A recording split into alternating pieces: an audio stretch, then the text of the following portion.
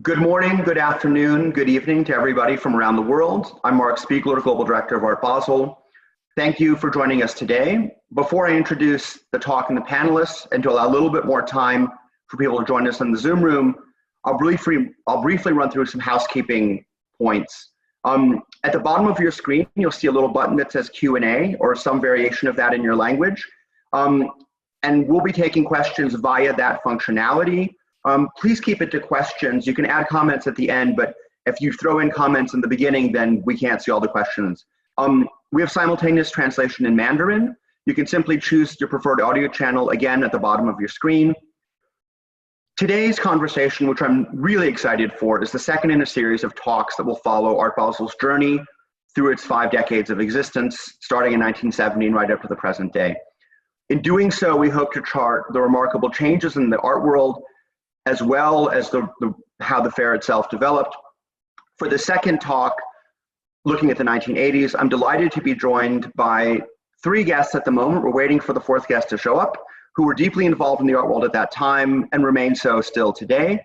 The 3 guests who are present are Gisela Capitain, if you could wave. Hi. Gisela, say hi. Janelle Reiring from Metro Pictures, the artist AA Bronson, and we are waiting for John Armlater to join us from Geneva, likewise, an artist and a man of many talents. Something we did last time, which was sort of interesting to set the scene, was to look at some pictures from that period. So if the team could throw up a few, we're going to go through half a dozen pictures with some comments.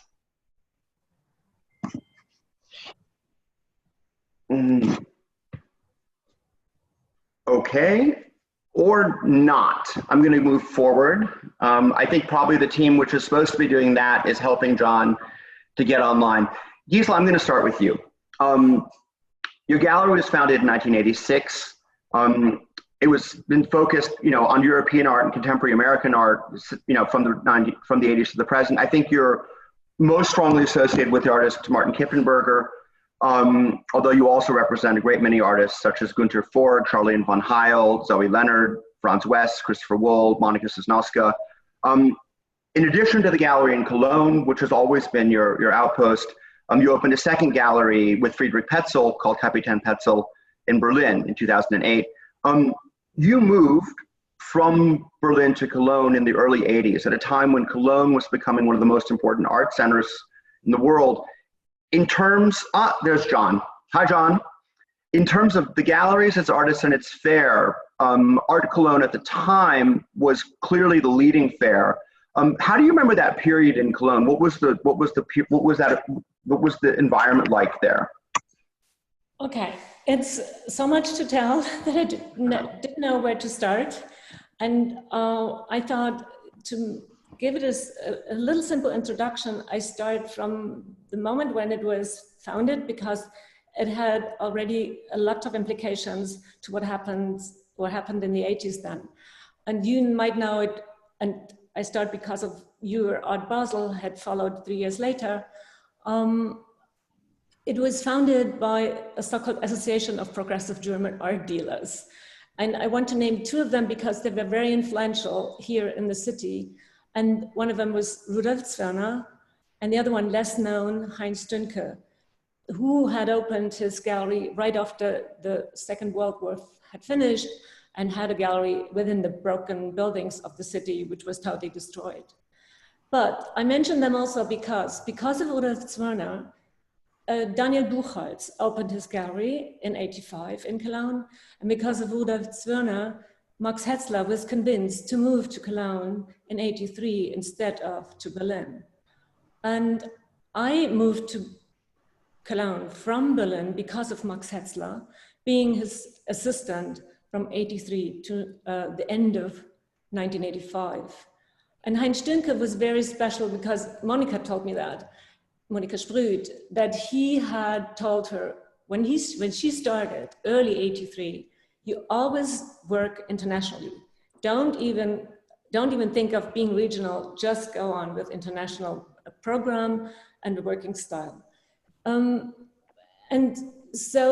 during the 70s, there were many, many galleries who had built up the situation in Cologne in such a way that the audience was extremely well prepared, highly educated on all different levels.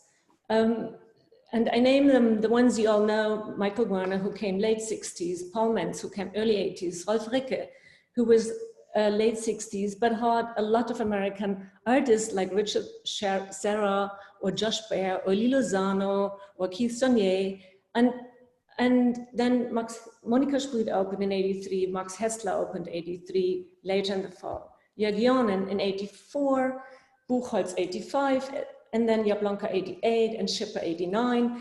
So it was a big cluster, and they all came to a situation in the city which was extremely open-minded, liberal, and had this amazing crowd of artists living here, acting here, and who were,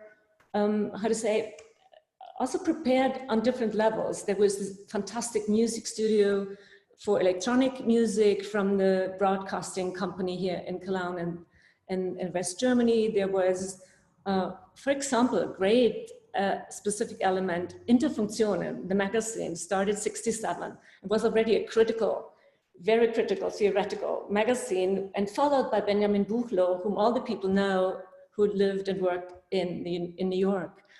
And I think I don't have to mention all the artists who had lived there, but I wrote them down not to forget some of them, because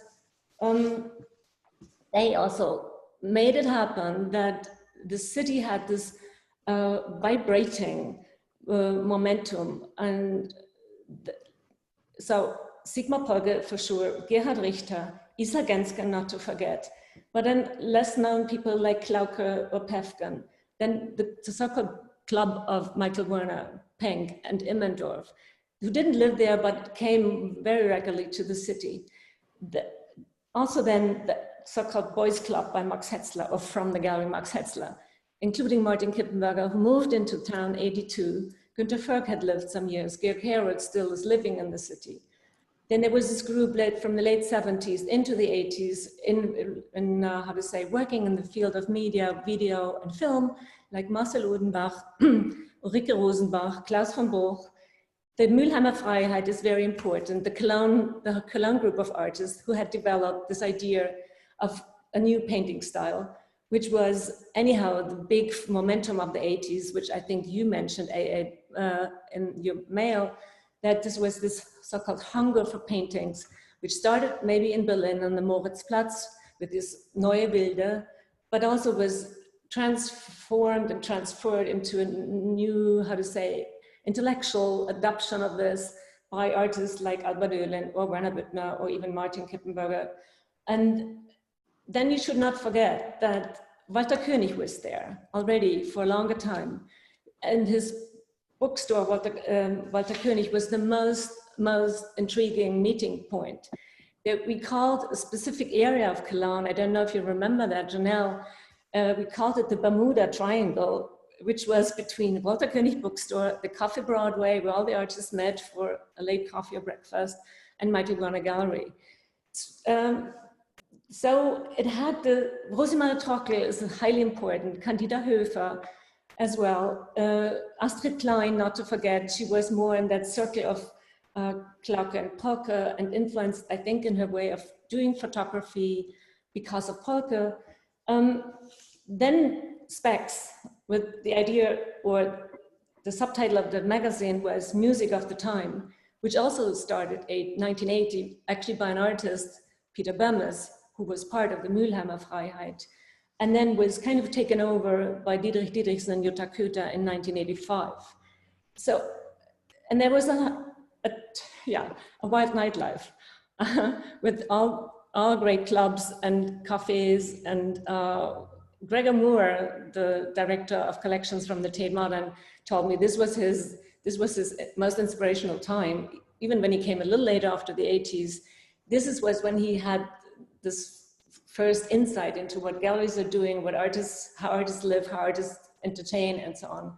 So this was the whole big scene, which was very much acting simultaneously and also then you have to think of the city. The city itself is small, a little bit like Basel, sitting on a river and being very liberal, very laissez-faire, not at all Prussian. So Cologne was always the opposite of the Prussian strict way of living. They had this more old Roman, Belgium, Western style of life, and very open-minded, and as I said, very, very well prepared for what was going on in the 80s, or what was then as the new move sort of being brought up in the 80s. Do you want me to mention as well the big shows like West Coast? I think we'll get to those. In a sentence or two, what was the relationship between the Cologne art scene and Art Basel? Because of course Cologne had its own fare, but was Basel relevant to these galleries and to these artists at the time? I don't think so. It felt that Art Basel was, it felt a little bit to us that Basel still had to build up. And I remember, and I wasn't there yet, but I remember from Peter Packisch and Max Hetzler, who told me that, I don't know when it was, 84 or 85, him and Peter and Kippenberger were sitting on Max Hetzler's stand and watching a soccer ball championship, which one it was, European or World Championship, on the stand for hours, and no one bothered them, no one approached them. So I think it needed some time still for Art Basel to become that format which you have it now and since at least maybe 30 years from now. Yeah, it's 30 years. I'm going to move to Janelle now. Janelle, you worked for Leo Castelli, who was really one of the iconic gallerists of his generation. Then you co-founded Metro Pictures, which quite rapidly became one of the iconic galleries of the 80s. You've co-founded with Helen Weiner, who of course had come from Artist Space. You showed artists such as Cindy Sherman, Robert Longo, Louise Lawler, Sherry Levine, Richard Prince, the artists who later became known as some of the key players within the Pictures generation. And of course, today you show another generation of artists, people such as Isaac Julien, Trevor Paglen, Camille Henrot, Latifa Keisha. I mean, I'm curious, again, in the process of building up Metro Pictures, what was it like in New York City, but also what was the relationship, if any, with the art fair in Basel, with Europe, et cetera? I think what is unusual and hard to picture is how small the art world was, even in New York at that time. Like when we opened our gallery, there were maybe 2 other galleries that showed young artists. I'm talking,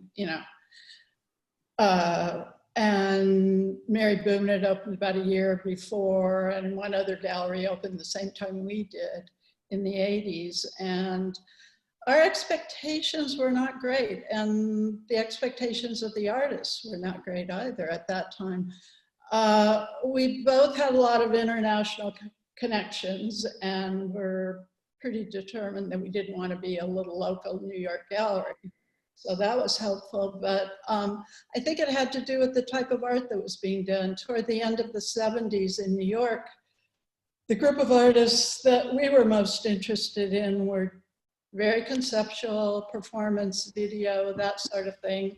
And there weren't objects that people could buy. And this younger generation, although they came out of the previous conceptual generation, were really, either painting, drawing, sculpture, photographs. So it was a product, essentially. But also, I think that the press was hungry for something that reproduced well. It was a sort of a convergence of events in the 80s, and very quickly, there was a lot of attention. There was also, I think a lot of it had to do with, there were certain artists who were very press savvy, certain dealers. Mary Boone and Julian Schnabel are good examples of that. And before that, artists were supposed to be, not really cooperate with the press that much. Gallerists weren't supposed to get attention, and they kind of just blew that out. And so it was very easy is all I can say. I feel really strongly that young galleries now that open have such a rough time. Also, New York was very different. And I think as far as the art fairs go, there were 2 seasons in New York that most remind me of Basel now. And those were auctions. Even though we weren't involved with that, it was like everybody from all over the world in the art world came to New York in November and May for the contemporary auctions. And throughout the year, and it's just not like that in New York anymore. But at that time, it really was. It was a total little hubris about New York, but it really was at that point the center where everybody came. So it was immediately very international, very, I think what was different about the 80s, the early 80s, is Japan became very involved in the art market and art world. So a lot of people were coming from Japan, and there was suddenly this openness on the part of older established collectors, newer, younger collectors, curators for new art. So it was amazing. We'll get to this later, but I think, you know, for a lot of people, when they look back at the history of the art world and specifically of the market, this 80s period was kind of the genesis of what we have now, or at least what we had until COVID-19 came and is in the process of rewriting the art world as we know it. Just a similar question to a follow-up question to what I asked Gisela before. You worked for Leo Castelli, who was on the committee of Art Basel and who showed there. How did Art Basel fit into the equation for Castelli when he was, you know, the equivalent of you know, what David Zorner or Gagosian would be now? Like, what was I think, if at all? He was very close to Ernst Weiler, and he was very European and concerned about Europe. So I think for him, I don't think we ever asked artists for work for Basel. I think a lot of the booth was used by his wife, who had a graphics gallery, to tell you the truth. And it wasn't about showing. Leo went there, sort of started the end of the season in New York, and nothing happened in New York during the summer. Leo would go to Basel and then spend the rest of the year in Europe, summer. So it wasn't looked on commercially like it is now. Mm-hmm. AA, last but not least, because we're still trying to get John in, but I'm starting to lose hope. He was here for a while. Yeah, but somehow they couldn't get his audio working. My team is working on it in the background, but I have 3 great people, so I'm gonna work with what I have. AA, you formed General Idea in 1969 with Felix Parts and Jorge Zontal. You worked with him, if I'm not mistaken, for a quarter century as artists, but also you produced a magazine called File, as well as Art Metropole, which I guess an archive distribution center for artists, books, videos, etc. And with Art Metropole, you were an exhibitor at Art Basel as well as being an artist whose work was shown there. So I'm curious how you remember your time in the 80s at Art Basel. What did it mean to you? What was it like to be an artist at the fair? I mean, there's this kind of trope in which artists never went to art fairs, before recent times. But in fact, in our conversations prior to this panel, you have very fond memories of Art Basel at the time. So tell me, how did Art Basel fit into your equation at the time?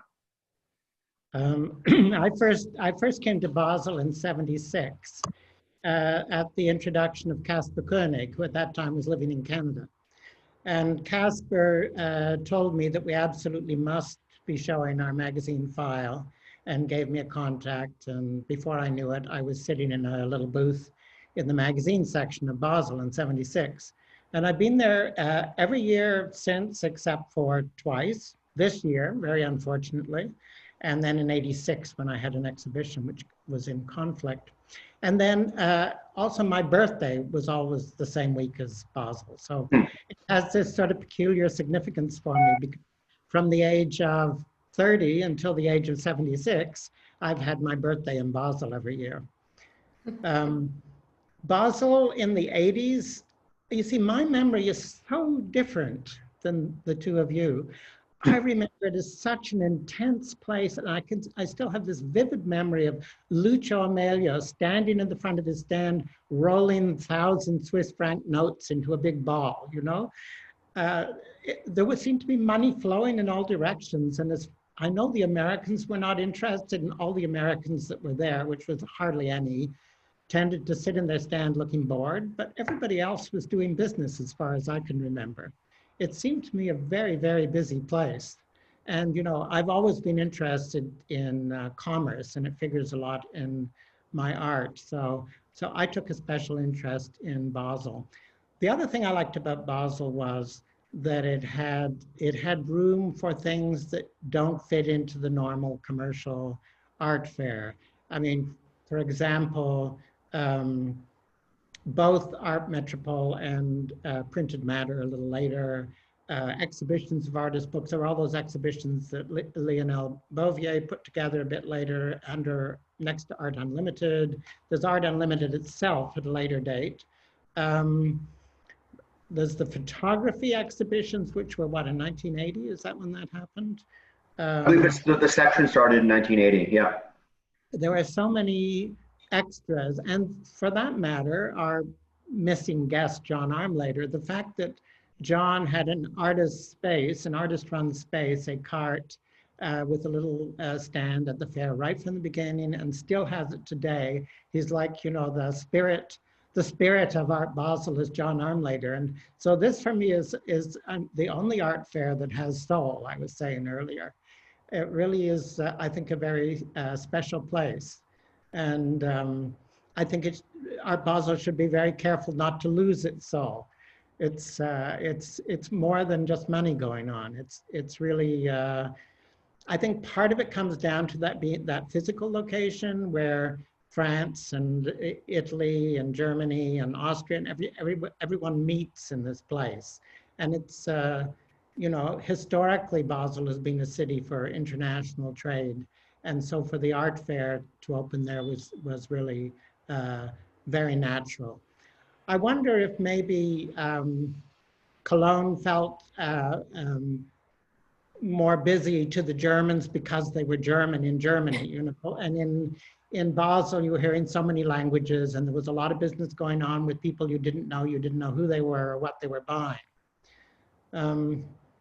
Another thing I liked about Basel was the way that the museums, so many museums in such a little city, the way the museums would kind of kick in and relate to the fair. So for example, we were talking about the new painting, and the new painting emerged circa 1980. But for example, well, in 1980, during Art Basel, the Kunsthalle Basel had an exhibition of Sandro Chia, Francesco Clemente, Enzo Cucchi, Nicola De Maria, Luigi Antani, Mimi Palladino, and Ernesto Tattafiore.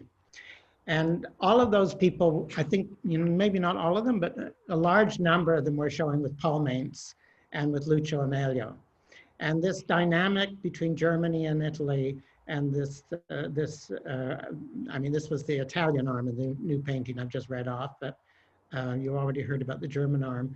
There was this vibrancy and this electricity going on, which I don't think you could have found anywhere else. In a way, I wish I could be speaking about the 70s when so much performance and video and conceptual art and so on was happening in the booths. But I think in 1980 it was, Lucio Amelio took General Idea to a little bit quiet dinner, just us. And he said, now boys, I have to warn you, I can't really push you for the next few years because it's the time for the young painters. And I have to go with them for the next 4 or 5 years because it's their time and that's how I'm going to make money. And so I remember that.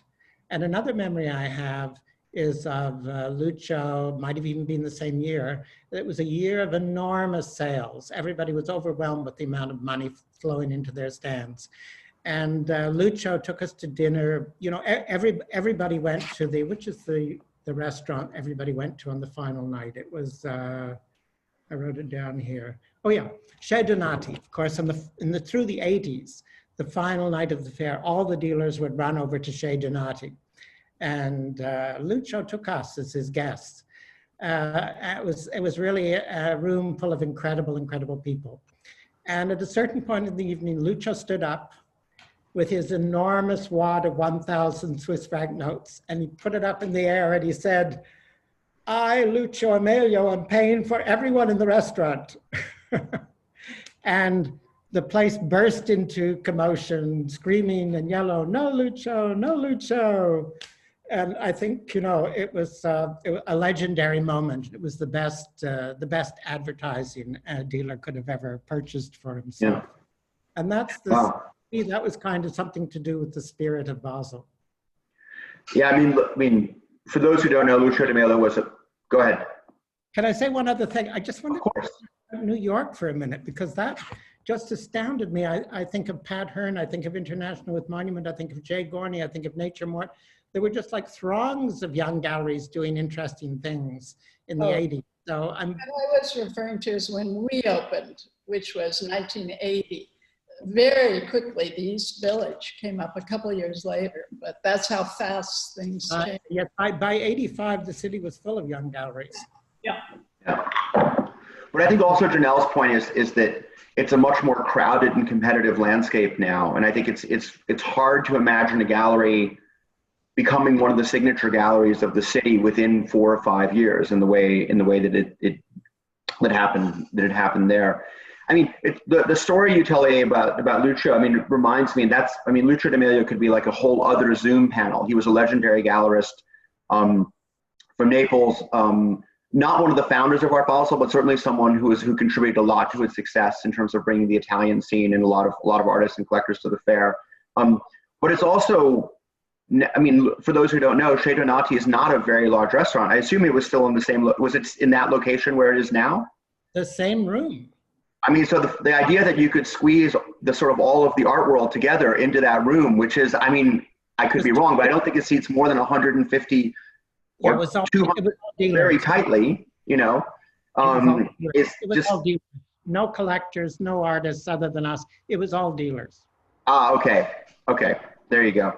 I'm curious, you know, now are questions to the panel.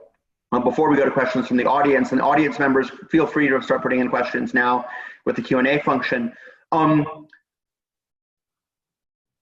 You know, on the one hand, AA, you talked about a moment where 80s, at least in Basel, was the decade of painting. And on the other hand, Janelle, a lot of the artists that your gallery and other galleries in New York were dealing with at the time were not doing painting at all. I mean, obviously there were the 80s painters, but I mean, I'm sort of curious, how different were the art worlds of New York and Europe, or Cologne specifically as one of the big centers then? How was it a real cultural difference? Was there a lot of interaction between these scenes? Was it one city versus the other? I'll start with Gisela. Talk to us from the New York, from the Cologne perspective. What was the relationship with New York? Because of course, what's interesting is that Metro Pictures showed Kippenberger, if I'm not mistaken, 3 or 4 times within the 80s and 90s, you know, so it's not like there was no relationship, you know, as well as several other German artists. But how do you remember these two poles relating to each other? You mean the poles between Cologne and New York and Cologne, or New York and the European scene? Well, I think it started with the exchange or the cooperation with specific galleries. Like, and as far as I remember, Metro Pictures was the first gallery which had worked together with Max Hetzler from New York. You correct me, Janelle, when I'm wrong. And Kippenberger's first show with you was in 1984. I think and my first visit as a gallery in my own name was, I think, in 86 or 87 latest. And this was because of Roland and Augustine and Lawrence Luring to meet Christopher Wool in his studio first. So the contact always happened through Art Basel, actually, because you met them there. And I think you also got to know certain works by the artists in the stands of the Cologne galleries. And I don't know, when did you come first to Cologne to see the artists here and meet them? But I remember that my first contact to all these artists, and especially the American artists, was because of the colleagues in New York, and had to do with the contact we had developed and the cooperation we had developed. And from there, it started to get wider and broader and included artists who were then recommended by other artists, like Will recommended Zoe Leonard or Bob Kober, or you recommended Mike Kelly. So this had to do with this very intense cooperation between the galleries here and there. Yeah, I would say Cologne was the city in Europe that all of our artists showed at various galleries there. The exchange was quite extensive. We first went to Cologne, first went to see Max Hessler, I remember. I think, which is strange because Martin Kippenberger anyway felt that Caspar Koenig never recognized his work, but it was Caspar Koenig who told me about those artists, went to see Max. He was just, I think it was 1983, so he had probably just moved to Cologne from Stuttgart, wasn't he? Mm-hmm. And he sent me to Hamburg to convince them that they should do a group show at our gallery in New York. And they were very reticent at the time. No, we don't want to show it in New York. But anyway, they ended up doing it at Martin's instigation. And as far as our artist showing in Cologne, Monica Spruth came to us before she opened her gallery, and she was very focused on women artists and wanted to show Cindy Sherman and Louise Lawler. When did Rafael Blanca open? Because he showed a number of artists, Mike Kelly, John Miller, Jim that we showed. So it was just a total exchange that I went to most often. AA, as an artist, how do you remember this period? Well, you know, General Idea didn't exhibit in the US until '86, I think was the first time. But we were kind of exhibiting nonstop through the 70s and the 80s in Europe. So, you know, we showed with Daniel Buchholz in Cologne, and we were Esther Schipper's first exhibition in Cologne when she opened her gallery. And we showed with Stampa in Basel, and we showed in Vienna, and we showed in Italy, we showed with Lucio in Naples, and so on and so forth. So it was a very exciting period for us, the 70s and the 80s. I think that, you know, that thing about the new painting comes back to mind because I'm just working right now on a retrospective of General Idea. And there's a break right at 1980 where we switched from conceptual work to painting, but it's kind of conceptual painting. And I guess that's the influence of Art Basel, right? That was the discussion that came up through being in Art Basel, through talking to the artists and talking to the dealers and so on. And so by the time we got to Documenta in '82, we were showing painting too, and we were not known as painters. So it was an interesting time. Did a lot of other artists go to Art Basel at the time? No, artists hated Art Basel. Nobody went, or if they came, they would stay for half a day, and then they'd, you know, it was such a meat market for most artists. I mean, I like meat markets, but they didn't, so they would run away screaming. Yeah, there's a great photo from the pictures I was going to show before of A.R. Pank playing some sort of rock concert as a drummer. You know, and there's archival footage of Julian Opie as a very young man in the stands. But I mean, obviously, yeah, I mean, I think it was a time where I think it was, you know, fairs were not a place that artists would go. Although, you know, what you were saying, A, before was that a lot of people from institutions would come to Art Basel specifically, or maybe to fairs in general. What was, you know, as you recall it, all three of you, maybe I'll start with Janelle. what was the relationship between art fairs and institutions, between, you know, museum curators, biennial curators, museum directors, you know, at the time? Was that, were they present in the way that they are now, or that we hope for them to be present? We did very few art fairs during the 80s. I think we did Chicago quite regularly, and of course,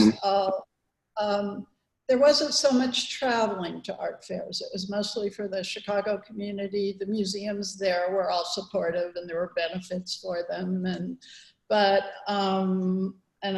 We did a few European fairs, only we were invited, you know, given a booth. I think we did Madrid and that sort of thing. But so I'm not that familiar with, I don't know about Basel, now every US museum, they take a little group around to art fairs. It's like almost a fundraiser for them, you know, and they go to the art fair. But at the time, and also artists, I remember in 1982, we weren't participating, but that year there was Documenta and the Venice Biennale, and we were traveling with Cindy Sherman, who was in both of them, and we went to Basel. And she was horrified. She'd never seen anything like it. It was the salon style hanging and all of this stuff going on. Well, I think we all know Baldessari's famous quote about artists at a fair, that it's like walking in on your parents making love, you know. So I think it's taken a long time for gallerists to be able to convince artists to come to fairs. Well, it's not necessarily the thing that you want, you know, but I think, you know, over time, things like Unlimited and the fact that there's more and more kind of cultural content around fairs makes it somewhat more attractive to certain artists, at least. No, the stigma has totally ended. Yeah. Yeah, I mean, I remember famously reading this quote that Alana Heiss had said I think in the 90s, that if she caught one of her curators at the fair, that the curator would be fired. And then yet in the early 2000s, she was working with my predecessor, Sam Keller, on doing these great projects at the beach in Miami, you know, so things shift quickly in the art world.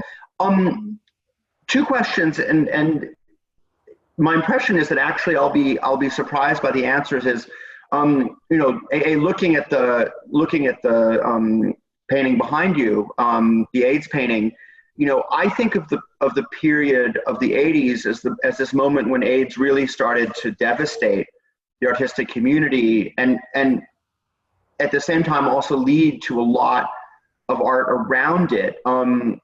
But something that you said in a prior conversation with me indicated to me that maybe I was wrong, that maybe it wasn't as present as I thought it was. So starting with you, but then I'd love to hear from Janelle and from Gisela, what was the impact of AIDS in the 80s on the art world? How was it present in galleries and fairs and institutions?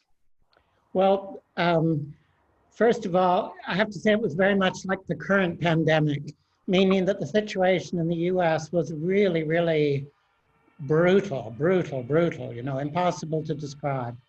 And really nothing was being done. And whereas in Europe, the national healthcare systems were picking up the cues when they needed to, and they were doing something. So the situation between Europe and the US was vastly different. In New York, really the first thing of any note, I think, would be in 1987, the AMFAR, the American Foundation for AIDS Research, did a fundraiser in which they invited 25 galleries in the month of June to ask their artists to show works to benefit the foundation. And wherever possible, they were invited to do work about AIDS. So there were 25 galleries in June '87 showing work, if not about AIDS, in relationship to AIDS. And that I think that's and that was in the month of June, you know, it's not, and it was a fundraiser, so it's not the most visible thing.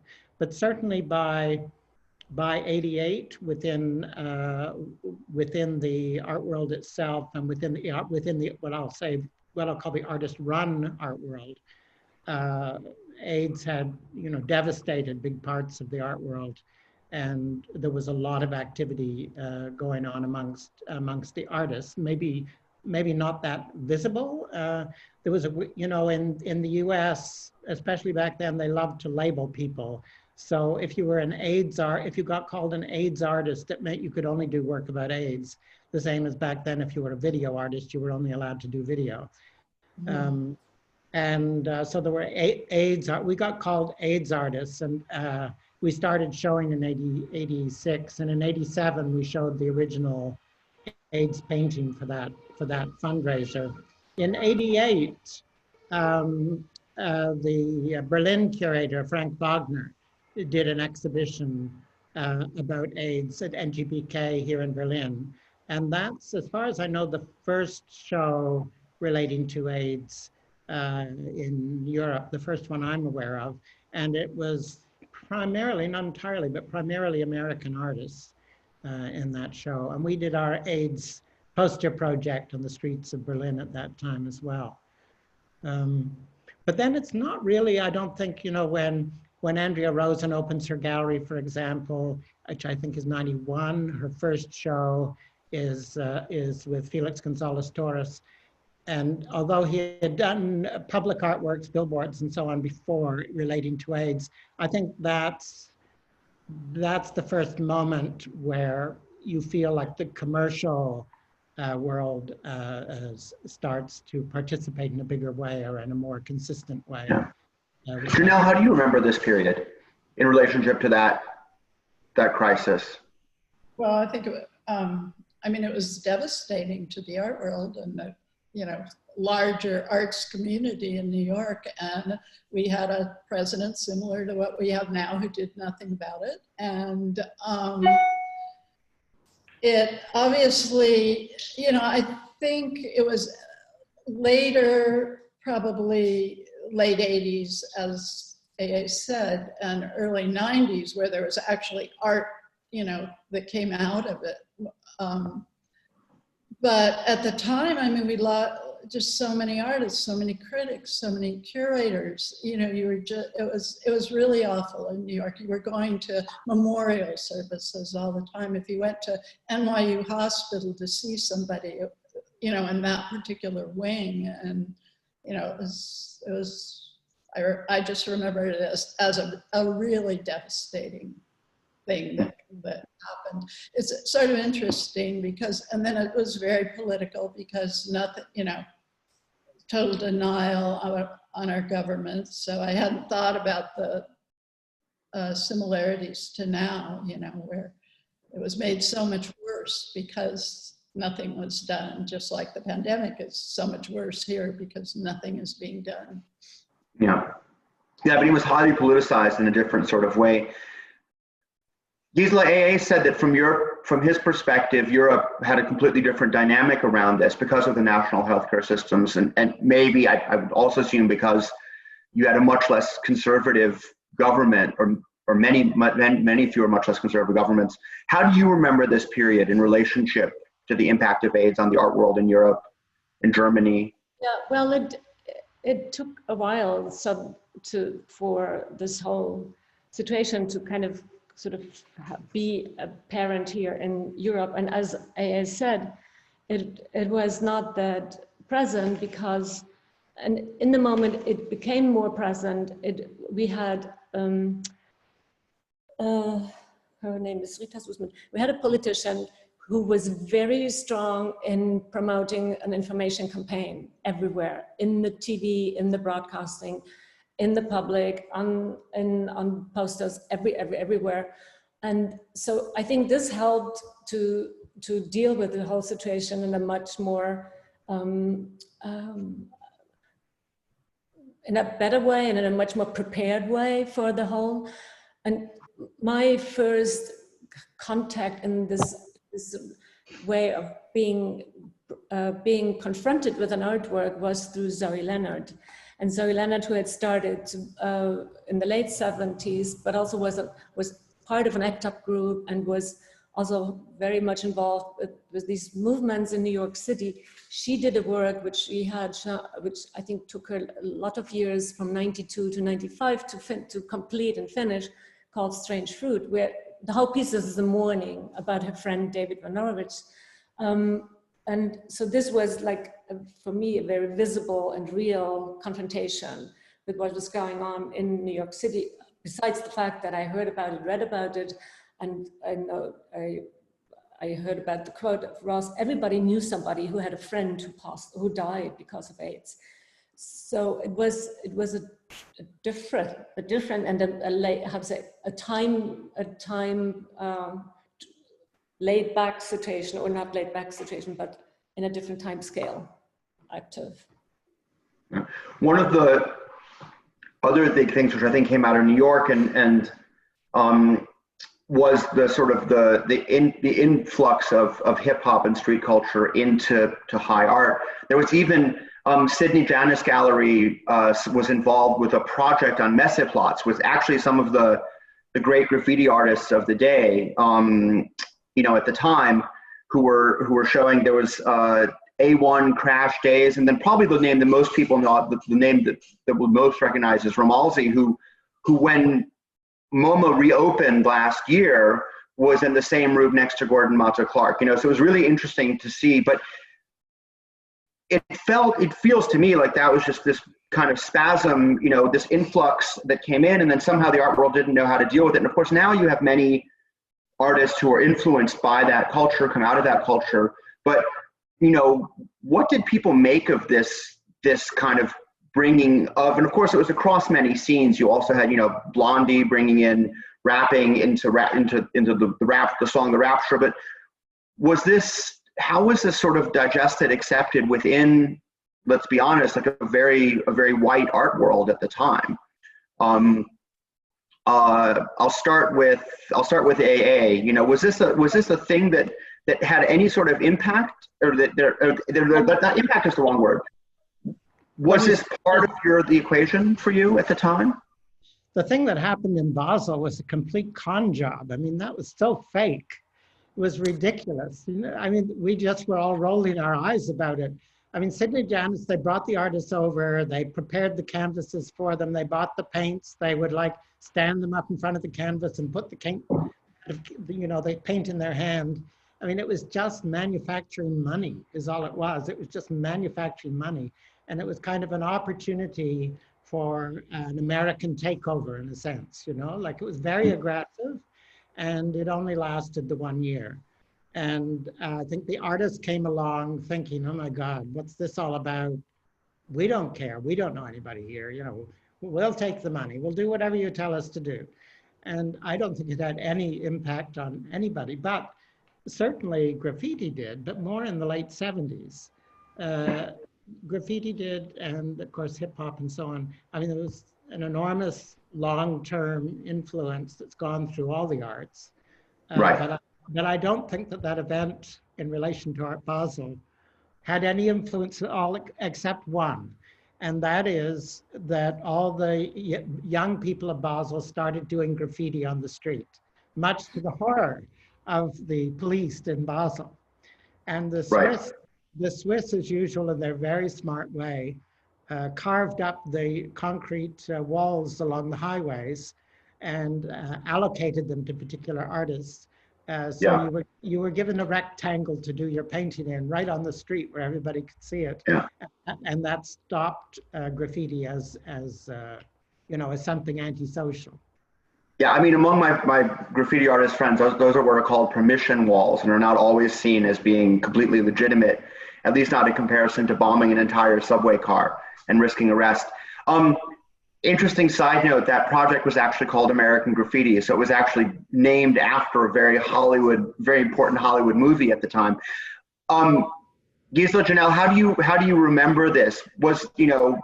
Interestingly, when we sent out the digital promotion for this, we had one of the pictures was this project, and a curator named Liz Munsell from the MFA in Boston was very excited because she didn't know there was any documentation of this project, and she's actually working on a show about Basquiat hip hop and that whole sort of that whole moment. But how do you remember this influx of sort of street culture into high culture?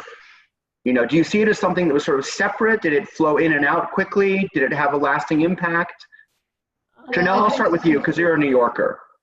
Well, as AA said, I think it was primarily in the late 70s when all the you know, it was really the subway cars, et cetera. And then by the 80s, it was being incorporated into artists who did work. I mean, you know, like, I don't know, you know, besides Basquiat and Keith Haring, who had elements of that in their work, but John Ahern was doing projects up in the South Bronx. And it was an important aspect of what was being done then. But the actuals, they weren't street artists, really. You know, I mean, Basquiat started out as that, but yeah, it was adopted. And I think certain galleries, like I think Jeffrey Deitch was showed, you know, other artists, but it was the actual legitimate graffiti artists didn't have a lot to do with the art world in New York. Yeah, sometimes and often by choice, because I think a lot of them felt like it was counter to their ethos. That's a whole other topic for another conversation. I want to take a few questions from the audience. Here's a question. We talk about this moment, this period of the 80s influencing the system, the art world as it is today. And my question is, do you remember a turning point? Like, do you remember this kind of moment where you said things are shifting? Because sometimes you feel the shift, the ground shifting beneath you. And there's this kind of, you know, I would think, you know, I remember I remember going to an auction where like this Leipzig painter went out through the roof and just saying, like, realizing I was there at the birth of a sort of a market bubble, you know?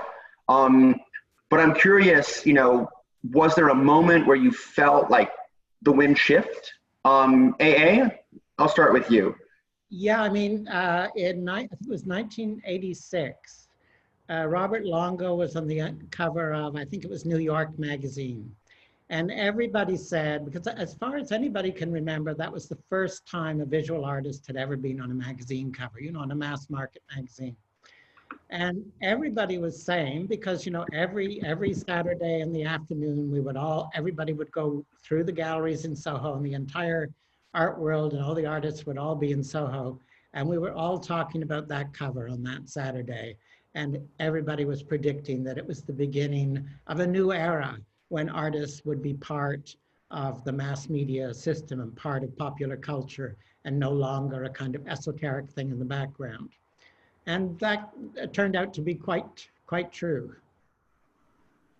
Janelle, you were at the middle of that story. So I'm curious, you know, how do you remember that? And it was actually Anna Winter we had a friend, someone who worked for us was very good friends with her, and she was the style editor of New York Magazine and decided she wanted to combine art with style. So she was responsible for that, which is strange.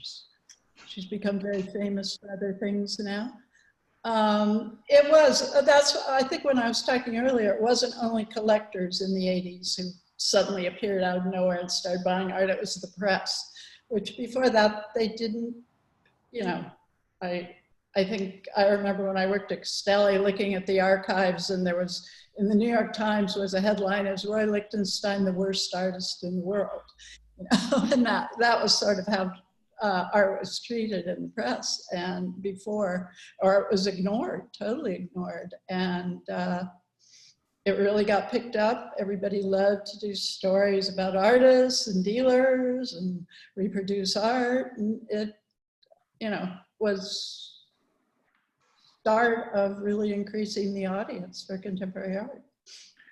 do you remember an inflection point like AA does, where you sort of felt like the ground shifting, or maybe it was the same one, but were there other moments where you sort of said something's changed here? Pretty much right when we opened our gallery. Yeah. The response. So it was pretty immediate. And then there have been other shifts, you know, that were seem like they were, everything was going to drastically change, but it really didn't. Like the financial crisis at the end of the 80s. And it was devastated. Everybody, as far as the market goes, stopped buying art, but it gradually picked up again, you know, and, right. You know, 9/11 in New York, 9/11 was a big, huge thing. And that actually did change in New York, but not the art world. People stopped coming to New York. Yeah. And it's never picked up again to the extent. Gisela, going back to the 80s, do you remember in the Germans, do you remember a moment when you sort of felt like things had totally shifted in Cologne, in Germany, in Europe? Well, the positive side of the shifting was that in 1986, the Museum Ludwig got its own building. And the building which you know now, the one which is next to the cathedral, beforehand, the collection of Peter Ludwig was always included in the so-called Ballerer Museum in another building, in a much smaller museum. So this was the moment also when Cologne, with this museum and with this collection of Peter Ludwig, had kind of become, on the institutional side, a totally new prospect and a future. And also we didn't have such popular culture media being so much involved, was so eager. There was some, but not in a way like Janelle and AA had reported. But the magazine Wolkenkratzer was founded in that time as well. And they were interested in these stories about the artists, about the galleries, about the curators, about how will art be distributed and what will happen and how will prices develop. And 89 was still very active because, especially at the art fair in Cologne, because there was a group of 3 galleries, Monika Sprüth, Hetzler and Jörg Jonen, who had helped and supported a group of galleries who came as well from New York, but also from all different kinds of European countries to have a presentation at the fair in Cologne. And it was very, very active, and it kind of re-internationalized the fair. And then the moment appeared, the one which also Janelle mentioned, the first Gulf War and the first crisis, which you then had. It was not as maybe existential than in New York, but it felt very as a very long time with a lot of reduction or restrictions in your own business and problems. I mean, there was a collector who said, you can't buy art anymore, there's a war going on. So this was this momentum. Yeah. Going back to the 80s and a few more questions from the audience. What artists, here's a question, what artists from the 80s do you wish had gotten more attention? And because obviously a lot of artists from the 80s are still working quite actively, and a lot of artists who were famous in the 80s, who were producing in the 80s, are still very much within the history books. But if you think about who was sort of active then, but isn't talked enough about now, and I'll start with AA. If there's an artist from the 80s who you think about as being a signature of the artist from the 80s, but somehow hasn't stayed on people's minds as much, who would that be? I'm putting you on the spot, and I know that's unfair, but. I'm not sure what an artist from the 80s means exactly, but. No. Answer it any way you want. That's the beauty. No one, you can just take the question, answer the question you want to answer. John Armlater. There you go. Janelle? Who's had so much influence on so many generations, and I don't think I don't think the influence that he's had on the art world is properly acknowledged around the many generations of artists that have come up since him. As an educator, but also as a role model, and as well, I could talk at length, but I won't. I'll stop there and just say John Armlater. We will. I promise everybody who tuned in today, and especially those who tuned in hoping to see John in particular, because he does have quite a big fan base, that we will do something around John as soon as possible. We just, ironically enough, for someone who's so deeply involved with music, the speakers on his laptop weren't working, so he couldn't hear what we were saying, which is it's a hard thing unless you want to just monologue. Janelle, same question to you. When you think back on the artists in the 80s, you know, and the artists that everybody, not the artists everybody knows, but who's an important artist that is not well known enough today, who had a lot of influence then, or in the same way that AA was talking about John, has an influence that continues in terms of people for whom they had an influence on? I'm drawing a blank. I guess I'll answer it generally. Certainly Black artists in general. Yeah. You know, they're absolutely not given a fair shake. Yeah. And women less so, but all the same. Yeah. No, I mean, there's been a tremendous amount of research and promotion that's been done around those artists who were overlooked in a world that still, you know, I think objectively speaking, was very much dominated by white males. And then secondly, by white females, and then not at all by anybody else, you know. I would have actually, in your position, I might, although I like your answer better, I might have also pointed to Gretchen Bender, whose work was sort of disappeared for a long time, but I think was very important. And somehow I remember seeing that work, although maybe she's not from the 80s, she's more from the early 90s. So in any case, but I remember seeing that work and sort of being plunged back 20 years back into my own history. Gisela, from your perspective, you know, there was a whole school of German painters that people don't talk about very much anymore, you know, the Neue Wilde, you know, but maybe somebody there, maybe someone else altogether. What's your thought? My thought, it's very conservative, it's a white male. I think Georg Herold or still is an extremely important artist and raising questions about painting in a totally different way than all the other painters had done from the early 80s. So, and he would be the one I would pick and who would wish him to have a more prominent or more present. Yeah. Okay. A couple more questions. One market question and then one more sort of more emotional question. The 80s are thought of as this period where the dynamics between galleries and artists, between artists and collectors change. And of course, I'm too young. You know, I was 22 in 1990 and not at all involved in the art world at that time, except as a sort of intermittent, you know, gallery goer. For the people who are inside the business, you know, was it radically different? Let's start with galleries and artists. Janelle, did artists and gallerists interact differently in the 80s than they do now? I think, and probably rightly so, artists have more power now. There were so few galleries then that, you know, artists were, if they got shown by a gallery, that was amazing. You know, and now I think successful artists have a great deal more power than they did then. The relationship, I think artists are more independent now, younger artists. They're not going to sign up for life with the gallery, and, you know, they're going to control their own destiny and make their own, you know, arrangements. And in general, those are the two big things, I think. And then galleries and collectors, was there a shift there as well? Yes. From the 80s, Janelle, would you say?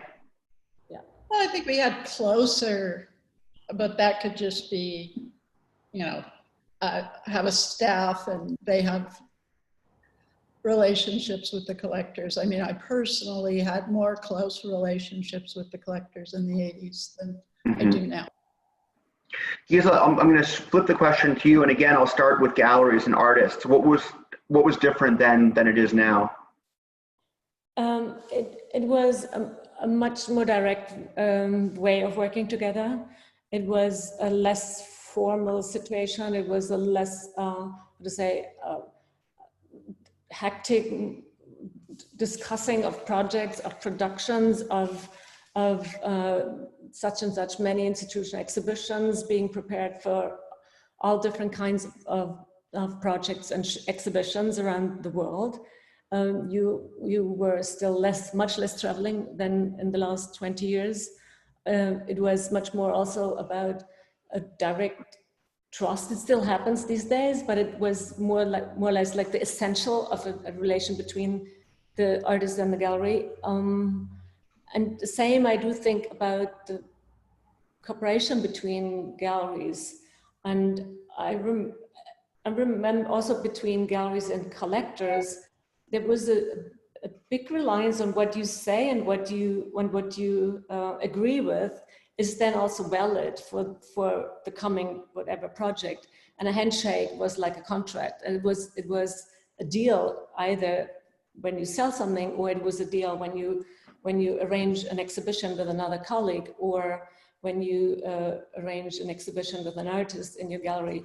And I think this has been much more bureaucratic and formalized and built up on an economic situation, which also includes a lot of more pressure on you and on the artist. Yeah. AA, as an artist, how different was it working with your galleries then and now, if at all? Well, first of all, I have to say every gallerist is different. Yeah. So every relationship is different. They're always one-on-one relationships. Generally speaking, dealers were accessible in the 80s. Now you have to go through layers of assistance to get to them. So for example, oh God, Paula Cooper used to sit at a little table by the door to her gallery so she could see every person who came in, and always had interesting conversations with her. But of course, that hasn't been true for a long, long time now. So it's changed. It's much more of a business now. Art is much more of a business, and artists talk about their careers. I don't believe that I have a career. I have a vocation. So the relationship has certainly shifted. And with collectors, I never had relationships with collectors. So, and I do now. I can say I have a relationship with one set of collectors, and who I would call collectors. And I love that relationship, but generally speaking, I don't have, I don't get along with collectors for the most part. I think it's the job of the gallerist to get along with them for you. Last question, and I guess you can answer it one of two ways. You know, I mean, the 80s was a long time ago. If someone was to ask you for a kind of story or moment that epitomizes how the 80s was, how the art world was, how Art Basel was at the time, what would you say? And if there's no specific moment that comes, then I guess the other version of that is, you know, if you could bring one thing back from the 80s, what would it be? I'll start with Gisela. What's sort of the defining 80s moment, or what is the thing that you miss the most from the 80s? Oh my God.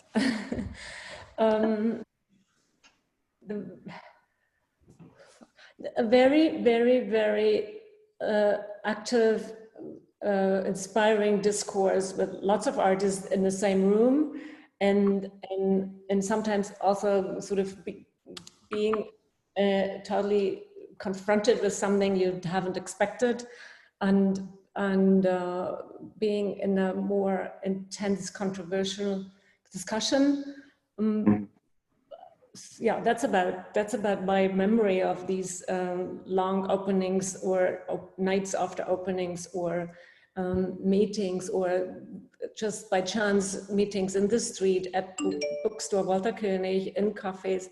So this is more or less gone. Yeah. Why is that gone? What happened to that? I think it has to do with what AA said. The business has increased extremely, tremendously. Every artist is concentrated and focused on a different idea of career, unless they withdraw or unless they do not want to follow this. And you as well, you as a gallery, have also different kinds of new tasks. So your time, your time frame seems to be much smaller, or you're not that relaxed anymore. Besides that, you're also older, and you might not want to spend that many nights in sort of bars or other places. Also, it was, and specifically in Cologne, it was, as I mentioned earlier, it was in a small city where it was very easy to be around and very easy to be seen and very easy to be to meet other people. And it was never such a formal approach that you make appointments, that you need all these extra efforts to find, to be with somebody or to have some conversation or meeting. Yeah, I mean, it's interesting when I think about New York, for example, and I actually lived in New York in the early 90s, that was probably the last period where everybody could still afford to live in the East Village, and therefore you had everybody sort of stumbling across each other on street corners, and meeting at the Odessa, and all that kind of stuff. And I think some combination of high rent prices, bottle service, social media, et cetera, mean that I don't think it's just age, because also, even in New York now, there hasn't been anything since Passerby or Beatrice Inn where really the whole art world kind of came together as easily, and as quickly. Janelle, since I'm on the topic of New York, for you, what's a definitive 80s moment, 80s story, the thing you miss the most?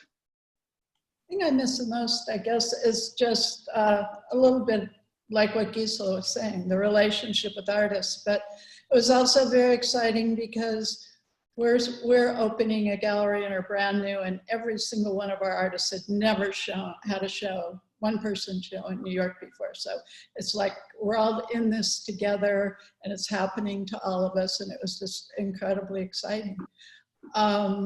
And at that point, you still had, you hung out more with artists, socialized with them, had really interesting discussions, and you shared a past with them. You had all grown up listening to the same music, reading the same books, and that's the kind of relationship that you get older and you just can't have with the younger generation because you don't share those. Mm-hmm. Right. Same past and information. Hey, I'm going to let you gather your thoughts on this last question, because there's one more question from the audience. Gisela, what painting is that behind you? Everybody wants to know. Oh, really? It's by an Austrian artist called Tobias Pils. Okay, good. AA, last but not least, take us home, wrap it up for us. What is for you, the definitive 80s moment, story, thing you miss the most? The thing I miss the most, I'm going to cry now, so excuse me, is all my friends. So many friends who died in the 80s and the 90s.